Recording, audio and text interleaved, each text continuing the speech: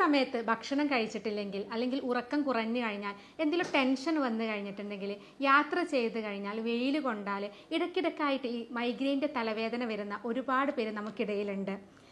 ഇങ്ങനെ മൈഗ്രെയിൻ്റെ തലവേദന വന്നു കഴിഞ്ഞാൽ പല ആളുകളും പറയാറുണ്ട് ദൈനംദിന കാര്യങ്ങൾ പോലും ചെയ്യാൻ പറ്റുന്നില്ല എന്നുള്ളത്. പല ആളുകളും ഇത്തരത്തിൽ വേദന വന്നു കഴിഞ്ഞിട്ടുണ്ടെങ്കിൽ മെഡിക്കൽ ഷോപ്പിലൊക്കെ പോയിട്ട് വേദനാ സംഹാരികൾ വാങ്ങി കഴിക്കാറാണ് ചെയ്യാറുള്ളത്. എന്നാൽ മൈഗ്രെയിൻ വരാനുള്ള കാരണങ്ങൾ എന്താണെന്ന് മനസ്സിലാക്കി അതിൻ്റെ ട്രിഗറിങ് ഫാക്ടേഴ്സ് എന്താണെന്നുള്ളത് മനസ്സിലാക്കി അത് ഒഴിവാക്കുന്നതിന് കൂടെ തന്നെ ചികിത്സയും കൂടെ എടുത്തു കഴിഞ്ഞാൽ ഫലപ്രദമായിട്ട് ചികിത്സിക്കാൻ പറ്റുന്ന ഒന്നാണ് മൈഗ്രെയിൻ എന്ന് പറയുന്നത്. അപ്പോൾ എന്തുകൊണ്ടാണ് ഇങ്ങനെ മൈഗ്രെയിൻ വരുന്നത്, അതിൻ്റെ ട്രിഗറിങ് ഫാക്ടേഴ്സ് എന്തൊക്കെയാണ്, എങ്ങനെ നമുക്കത് മാറ്റിയെടുക്കാം തുടങ്ങിയ കാര്യങ്ങളാണ് ഇന്ന് വീഡിയോയിലൂടെ പറയുന്നത്. ഞാൻ doctor Semiya, doctor Basil's homeo hospital, Pandikkad, Malappuram ജില്ല.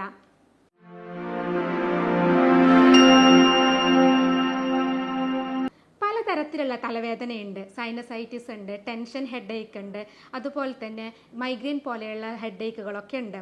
ഇങ്ങനെ പലതരത്തിലുള്ള തലവേദന ഉള്ളത് കൊണ്ട് തന്നെ മൈഗ്രെയിൻ മനസ്സിലാക്കുന്നത് അതിൻ്റെ ലക്ഷണങ്ങൾ നോക്കിയിട്ടാണ്. മൈഗ്രെയിൻ കൂടുതൽ ആളുകൾക്കും വൺ സൈഡഡ് ആയിട്ട് അല്ലെങ്കിൽ രണ്ട് സൈഡായിട്ടാണ് വരിക. ഏതെങ്കിലും ഒരു സൈഡിലോ അല്ലെങ്കിൽ രണ്ട് സൈഡായിട്ടും അതല്ലെങ്കിൽ തലയുടെ മൊത്തത്തിലായിട്ടും നമുക്ക് വേദന വരാറുണ്ട്. അതുപോലെ തന്നെ കൃത്യമായ ഇടവേളകളിലാണ് ഈ വേദന വരാറുള്ളത്. ചില പേഷ്യൻസ് പറയാറുണ്ട് ഡോക്ടർ മാസത്തിൽ ഒരു 2 പ്രാവശ്യം എന്തായാലും വരും, അതല്ലെങ്കിൽ ആഴ്ചയിൽ ഒരു പ്രാവശ്യം, അതല്ലെങ്കിൽ 2 ആഴ്ച കൂടുമ്പോൾ, ഇങ്ങനെയൊക്കെയാണ് പേഷ്യൻസ് പറയാറുള്ളത്. അതുകൊണ്ട് തന്നെ നമുക്ക് കൃത്യമായ ഇടവേളകളിൽ അതുപോലെ തന്നെ വൺ സൈഡഡ് ആയിട്ടോ അല്ലെങ്കിൽ ഡബിൾ സൈഡഡ് ആയിട്ടോ ഒക്കെ വരുന്ന വേദന, അതുപോലെ തന്നെ ഈ വേദനയുടെ കൂടെ മിടിപ്പോട് കൂടിയിട്ടുള്ള വേദനയൊക്കെ ആണെങ്കിൽ അതിനെ നമ്മൾ മൈഗ്രെയിൻ എന്ന് പറയുന്നത്. മൈഗ്രെയിൻ വരാനുള്ള കൃത്യമായിട്ടുള്ള കാരണങ്ങൾ ഇതുവരെ കണ്ടുപിടിക്കപ്പെട്ടിട്ടില്ല. എന്നാൽ ഇതിനെ ട്രിഗർ ചെയ്യുന്ന പല ഫാക്ടേഴ്സ് ഉണ്ട്. ഫാമിലി ഹിസ്റ്ററി ഉള്ള ആളുകൾക്ക് വീട്ടിൽ ആർക്കെങ്കിലും, നമ്മുടെ അച്ഛനോ അമ്മക്കോ ആർക്കെങ്കിലും മൈഗ്രെയിൻ്റെ ഇഷ്യൂസ് ഉണ്ടെങ്കിൽ കുട്ടികളിൽ വരാനുള്ള സാധ്യതയുണ്ട്. അതുപോലെ തന്നെ കുറച്ച് ട്രിഗറിങ് ഫാക്ടേഴ്സ് ഉണ്ട്. കൂടുതൽ ടെൻഷൻ ഉള്ള ആളുകളിൽ, ഇപ്പോൾ എക്സാം ടെൻഷനൊക്കെ ഉണ്ടെങ്കിൽ, അതുപോലെ തന്നെ വേറെ സ്ട്രെസ്സ്, വർക്ക് സംബന്ധമായിട്ടുള്ള സ്ട്രെസ്സൊക്കെ ഉള്ള ആളുകളിൽ, അല്ലെങ്കിൽ വീട്ടിൽ എന്തെങ്കിലും സ്ട്രെസ്സൊക്കെ ഉള്ള ആളുകളിൽ മൈഗ്രെയിൻ വരാനുള്ള സാധ്യതയുണ്ട്. അതുപോലെ മറ്റ് ട്രിഗറിങ് ഫാക്ടറാണ് നമുക്ക് കറക്റ്റ് സമയത്ത് ഭക്ഷണം കഴിച്ചിട്ടില്ലെങ്കിൽ, ഏതെങ്കിലും ഒരു ഭക്ഷണം നമ്മൾ സ്കിപ്പ് ചെയ്ത് കഴിഞ്ഞിട്ടുണ്ടെങ്കിലും മൈഗ്രെയിൻ വരുന്ന ആളുകളുണ്ട്. അതുപോലെ ഉറക്കം, സാധാരണ ഉറങ്ങുന്നത് ഒരു 7-8 മണിക്കൂറൊക്കെ ഉറങ്ങുന്ന ആളുകൾ അതൊരു 6 മണിക്കൂറൊക്കെ ആയിക്കഴിഞ്ഞാൽ പെട്ടെന്ന് തലവേദന വരുന്ന ആളുകളുണ്ട്. അതുപോലെ തന്നെ ഒന്ന് വെയിൽ കൊണ്ടാൽ, സ്ഥിരമായിട്ട് വെയിലൊന്നും കൊള്ളാത്ത ആളുകൾ പെട്ടെന്നൊന്ന് പുറത്തിറങ്ങി കഴിഞ്ഞിട്ടുണ്ടെങ്കിൽ മൈഗ്രെയിൻ്റെ ഇഷ്യൂസ് വരുന്ന ആളുകളുണ്ട്.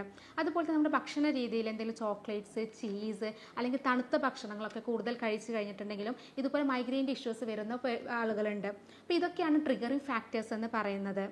അതുപോലെ തന്നെ പുകവലി ശീലമുള്ള ആളുകളിലും മദ്യപാന ശീലമുള്ള ആളുകളിൽ, അല്ലെങ്കിൽ കൂടുതൽ പെർഫ്യൂംസ് ഒക്കെ അടിക്കുന്ന ആളുകളിൽ, അതായത് ഇപ്പോൾ നമ്മുടെ അടുത്തുള്ള ആരെങ്കിലും സെൻറ്റൊക്കെ കൂടുതൽ യൂസ് ചെയ്തിട്ടുണ്ടെങ്കിൽ അതിന് മണം തട്ടിക്കഴിഞ്ഞിട്ടുണ്ടെങ്കിൽ, അല്ലെങ്കിൽ എന്തെങ്കിലും സൗണ്ട്, ഇപ്പോൾ DJ പാർട്ടിയോ അതല്ലെങ്കിൽ ഗാനമേളയൊക്കെ കഴിഞ്ഞാൽ അതിൻ്റെ സൗണ്ട് കാരണം മൈഗ്രെയിൻ വരുന്നവരും ഉണ്ട്. അപ്പോൾ ഇത്തരം ട്രിഗറിങ് ഫാക്ടേഴ്സ് മനസ്സിലാക്കിയിട്ട് ഇത് എങ്ങനെയൊക്കെ നമുക്ക് ഒഴിവാക്കാം എന്ന് മനസ്സിലാക്കി അതിനനുസരിച്ച് ചികിത്സയും കൂടി എടുത്തു കഴിഞ്ഞാൽ മൈഗ്രെയിൻ നമുക്ക് ഫലപ്രദമായിട്ട് തന്നെ ചികിത്സിക്കാൻ പറ്റാറുണ്ട്. കൂടുതലും ആളുകളിൽ വരുന്നത് കൗമാരക്കാരിലാണ് ഈ മൈഗ്രെയിൻ്റെ ഇഷ്യൂസ് വരുന്നത്.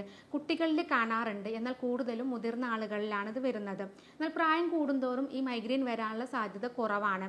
പുരുഷന്മാരെക്കാൾ കൂടുതൽ സ്ത്രീകളിലും അതുപോലെ പെൺകുട്ടികളിലാണ് കൂടുതൽ വരുന്നത്, കൗമാരക്കാരിലുള്ള പെൺകുട്ടികളിൽ.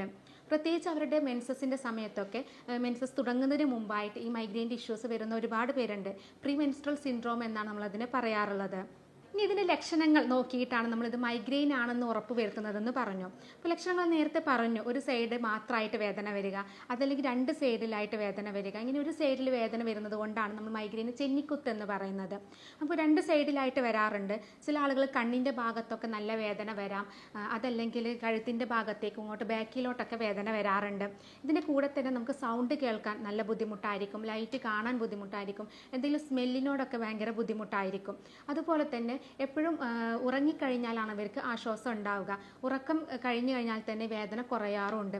ഇതിൻ്റെ കൂടെ തന്നെ അവർക്ക് ഓക്കാനം, ഛർദി പോലെയുള്ള സിംറ്റംസും കാണിക്കാറുണ്ട്. അപ്പോൾ ഇത്തരം ലക്ഷണങ്ങൾ നോക്കിയിട്ടാണ് ഇത് മൈഗ്രെയിൻ ആണോ എന്നുള്ളത് നമ്മൾ ഉറപ്പ് വരുത്തുന്നത്. അതുപോലെ തന്നെ ഞാൻ നേരത്തെ പറഞ്ഞു പലതരത്തിലുള്ള ഹെഡേക്കുകളുണ്ട്, തലവേദനകളുണ്ട്. ഇപ്പോൾ സൈനസൈറ്റിസ് ഒക്കെ ആണെങ്കിൽ കൂടുതൽ ആളുകൾക്കും കണ്ണിൻ്റെ ഭാഗത്ത്, നമ്മുടെ നെറ്റിയുടെ ഈ ഭാഗങ്ങളിലൊക്കെയാണ് കൂടുതലും വേദന വരുന്നത്. അപ്പോൾ നമുക്ക് തലയൊക്കെ കുനിയുന്ന സമയത്ത് ആ ഭാഗത്ത് നല്ല തലക്ക് കനുള്ള പോലെ അനുഭവപ്പെടാറുണ്ട്. കൂടുതലും സൈനസൈറ്റിസ് വരുന്നത് നമുക്ക് കാലാവസ്ഥ മാറുമ്പോൾ, അല്ലെങ്കിൽ നമ്മൾ AC യിൽ നിന്ന് പുറത്തേക്ക് നല്ല ചൂടിലേക്ക് പോകുമ്പോൾ, അല്ലെങ്കിൽ സമയം മാറി കുളിച്ച് കഴിഞ്ഞിട്ടുണ്ടെങ്കിൽ, അങ്ങനെ ടെമ്പറേച്ചർ വ്യതിയാനമൊക്കെ വരുമ്പോഴാണ് കൂടുതലും സൈനസൈറ്റിസ് വരുന്നത്. ഈ സൈനസ് എന്ന് പറയുന്നത് നമ്മുടെ മുഖത്തിൻ്റെ ഭാഗത്തും അതുപോലെ തലയുടെ ഉള്ളിലൊക്കെ ഒരുപാട് അറകളുണ്ട്. ഈ അറകളിൽ നീര് കെട്ടുകയോ അല്ലെങ്കിൽ കഫം കെട്ടിക്കിടക്കുമ്പോഴാണ് നമുക്ക് സൈനസൈറ്റിസിൻ്റെ ഇഷ്യൂസ് വരാറുള്ളത്. സൈനസൈറ്റിസ് നമുക്ക് മൈഗ്രെയിൻ പോലെ തന്നെ ഇടവേളകളിൽ വരാം, ഇടക്കിടക്കായിട്ട് വരുന്നത് വരാറുണ്ട്. എന്നാൽ കൃത്യമായിട്ടുള്ള ഇടവേളകൾ ഉണ്ടാവില്ല. ഇതുപോലെ നമ്മൾ എന്തെങ്കിലും കാലാവസ്ഥ വ്യതിയാനം വരുമ്പോൾ മാത്രം, അതല്ലെങ്കിൽ അലർജിയുടെ കൂടെ, അല്ലെങ്കിൽ നമുക്ക് ജലദോഷമൊക്കെ പിടിച്ചു കഴിഞ്ഞിട്ടുണ്ടെങ്കിൽ അതിന് ശേഷം കഫക്കെട്ടൊക്കെ വന്നു കഴിഞ്ഞാൽ ഇങ്ങനെയുള്ള സമയങ്ങളിലൊക്കെയാണ് കൂടുതലും കണ്ടുവരാറുള്ളത്. അപ്പോൾ ഇത്തരം ലക്ഷണങ്ങൾ നോക്കിയിട്ട് നമ്മൾ സൈനസൈറ്റിസ് ആണോ അല്ലെങ്കിൽ ഇത് മൈഗ്രെയിൻ ആണോ എന്നുള്ളത് മനസ്സിലാക്കാൻ പറ്റും. ഇനി ഈ മൈഗ്രെയിൻ വരുന്നതിൻ്റെ തൊട്ട് മുന്നേ തന്നെ ചില പേഷ്യൻസിന് അത് മനസ്സിലാക്കാൻ പറ്റും. ഇനി നാളെ എനിക്ക് മൈഗ്രെയിൻ വരുന്നുണ്ട് എന്നുള്ളത് അവർക്ക് മനസ്സിലാക്കാൻ കഴിയും. അതിലുള്ള സിംറ്റംസ് എന്ന് പറയുന്നത് നമ്മൾ ഓറ എന്ന് പറയുന്നത്. ഇനി ഓറയിൽ കാണുന്നത് കൂടുതലും കൈകൾക്കും കാലുകൾക്കൊക്കെ തരിപ്പ് അനുഭവപ്പെടുക, അല്ലെങ്കിൽ മുഖത്തിൻ്റെ ഭാഗത്ത് തരിപ്പ് അനുഭവപ്പെടുന്നത് നമുക്ക് മൈഗ്രെയിൻ വരുന്നതിന് തൊട്ട് മുന്നേ അനുഭവപ്പെടാറുണ്ട്. അതുപോലത്തെ വിഷ്വൽ ഡിസ്റ്റർബൻസസ്, അതായത് നമ്മുടെ കാഴ്ച മങ്ങുക, ബ്ലഡ് വിഷൻ വരിക, അല്ലെങ്കിൽ കാണുന്ന ഇമേജസുകളൊക്കെ രണ്ടായിട്ട് ഡബിളായിട്ട് തോന്നുക, ഇങ്ങനെയുള്ള എക്സ്പീരിയൻസുകളും വരാറുണ്ട്. ഇതിൻ്റെ കൂടെ തന്നെ ക്ഷീണം വരിക, മലബന്ധം വരിക, ഇങ്ങനെയുള്ള ലക്ഷണങ്ങൾ കൂടെ ഉണ്ടെങ്കിൽ അത് മുൻകൂട്ടി മൈഗ്രെയിൻ വരുന്നതിൻ്റെ ലക്ഷണങ്ങളാണ്. അപ്പോൾ ഇതിനെയാണ് നമ്മൾ ഓറ എന്ന് പറയുന്നത്. ഞാൻ നേരത്തെ പറഞ്ഞു, മൈഗ്രെയിൻ എന്ന് പറയുന്നത് നമുക്കതിൻ്റെ ലക്ഷണങ്ങൾ നോക്കിയിട്ടാണ് മൈഗ്രെയിൻ ആണെന്നുള്ളത് ഉറപ്പ് വരുത്തുന്നത്. ഇതിന് പ്രത്യേകിച്ച് ടെസ്റ്റുകളായിട്ടൊന്നും ചെയ്യുന്നില്ല. എന്നാൽ നമ്മൾ CT സ്കാനിങ് അതുപോലെ തന്നെ MRI ഒക്കെ എടുക്കുന്നത് അത് മൈഗ്രെയിൻ അല്ല എന്നുള്ളത് ഉറപ്പ് വരുത്താനാണ്. കാരണം ഇത്തരത്തിലുള്ള വേദനകൾ നമുക്ക് തലയിൽ എന്തെങ്കിലും ട്യൂമറോ അതല്ലെങ്കിൽ വേറെ ബ്ലഡ് പ്രഷർ കാരണമൊക്കെ നമുക്ക് ഇത്തരത്തിലുള്ള തലവേദന വരാം. അപ്പം അങ്ങനെയുള്ള എന്തെങ്കിലും പ്രശ്നങ്ങൾ ഉണ്ടോ എന്നറിയുന്നതിന് വേണ്ടിയിട്ടാണ് നമ്മൾ CT സ്കാനിങ് MRI ഒക്കെ തലയുടെ എടുക്കുന്നത്. ഇതിൻ്റെ ചികിത്സയിലേക്ക് വരികയാണെങ്കിൽ ഞാൻ നേരത്തെ ഒരുപാട് ട്രിഗറിങ് ഫാക്ടേഴ്സ് പറഞ്ഞു. ഈ ട്രിഗറിങ് ഫാക്ടേഴ്സ് പരമാവധി ഒഴിവാക്കുക എന്നുള്ളതാണ്. അതായത് കൃത്യസമയത്ത് ഭക്ഷണം കഴിക്കുക, അതുപോലെ തന്നെ ഉറക്കം. പല ആളുകൾക്കും ഉറക്കം കുറയുമ്പോൾ മൈഗ്രെയിൻ ഇഷ്യൂസ് വരാറുണ്ട്. അപ്പോൾ അതുകൊണ്ട് തന്നെ നമുക്ക് എന്തൊക്കെ തിരക്കുകളാണെങ്കിൽ പോലും ഉറക്കം നമുക്കൊരു 6 മണിക്കൂർ മുതൽ 8 മണിക്കൂർ ഉറങ്ങാൻ വേണ്ടിയിട്ട് ശ്രദ്ധിക്കുക. അതുപോലെ ടെൻഷനാണ് ഇതിൻ്റെ പ്രധാനമായിട്ടുള്ളൊരു കാരണം പറയുന്നത്. അപ്പോൾ അതുകൊണ്ട് തന്നെ ടെൻഷൻ പരമാവധി ഒഴിവാക്കുക. നമ്മുടെ അടുത്ത് വരുന്ന മൈഗ്രെയിൻ പേഷ്യൻസിനൊക്കെ ഇതിൻ്റെ കൂടെ തന്നെ സൈക്കോതെറാപ്പി പോലെയുള്ള തെറാപ്പികളും കൊടുക്കാറുണ്ട്. അതുപോലെ തന്നെ പുകവലി, മദ്യപാന ശീലമുള്ള ആളുകളൊക്കെ ആണെങ്കിൽ അത് പൂർണ്ണമായിട്ട് തന്നെ ഒഴിവാക്കുക. അത്തരം ശീലങ്ങൾ ഇതും നമുക്ക് മൈഗ്രെയിൻ വരുന്നതിലൊരു ട്രിഗറിങ് ഫാക്ടറാണ്. അതുപോലെ ഭക്ഷണ കാര്യങ്ങൾ ശ്രദ്ധിക്കേണ്ടതുണ്ട്. ചില ആളുകൾക്ക് ചോക്ലേറ്റ്സ് ഒക്കെ കൂടുതൽ കഴിച്ചു കഴിഞ്ഞിട്ടുണ്ടെങ്കിൽ മൈഗ്രെയിൻ വരാൻ സാധ്യതയുണ്ട്. അതുപോലെ തന്നെ ചീസ്, ജങ്ക് ഫുഡ്സുകൾ, മധുര പലഹാരങ്ങളൊക്കെ കൂടുതൽ കഴിച്ചു കഴിഞ്ഞിട്ടുണ്ടെങ്കിലൊക്കെ മൈഗ്രെയിൻ വരാനുള്ള സാധ്യതയുണ്ട്. അപ്പോൾ അതുകൊണ്ട് തന്നെ അത്തരം ഫുഡുകളൊക്കെ ഒഴിവാക്കുന്നതാണ് നല്ലത്. അതുപോലെ കെഫീൻ അടങ്ങിയിട്ടുള്ള ചായ, കാപ്പി, അതുപോലെ സോഡ ഡ്രിങ്ക്സുകളൊക്കെ കൂടുതൽ കുടിക്കുന്ന ആളുകളാണെങ്കിൽ അത്തരത്തിലുള്ള ശീലങ്ങൾ ഒഴിവാക്കുക. പിന്നെ അതുപോലെ മദ്യം, റെഡ് വൈനുകളിലൊക്കെ കൂടുതൽ കഴിച്ചു കഴിഞ്ഞിട്ടുണ്ടെങ്കിലും ഇതുപോലെ മൈഗ്രെയിൻ വരാനുള്ള സാധ്യതയുണ്ട്. അപ്പോൾ അത്തരത്തിലുള്ള കാര്യങ്ങളും നമ്മൾ ഒഴിവാക്കേണ്ടതുണ്ട്. ഇനി ഇങ്ങനെ മൈഗ്രെയിൻ്റെ തലവേദന വരുന്ന സമയത്ത് നമുക്ക് കൈകൊണ്ട് നമ്മുടെ നെറ്റിയുടെ ഈ സെൻറ്റർ പൊസിഷനിൽ ഇങ്ങനെ പ്രസ് ചെയ്ത് കൊടുക്കുന്നത് നമുക്ക് മൈഗ്രെയിൻ്റെ ലക്ഷണങ്ങൾ കുറയാൻ വേണ്ടിയിട്ട് സഹായിക്കും. അതുപോലെ തന്നെ നമുക്ക് ഐസ് ക്യൂബുകൾ വെച്ചിട്ട് നമുക്ക് തലയുടെ ഭാഗത്ത് 2 സൈഡിലൊക്കെ ആയിട്ട് കംപ്രസ് ചെയ്ത് കഴിഞ്ഞിട്ടുണ്ടെങ്കിലും വേദന കുറയാറുണ്ട്.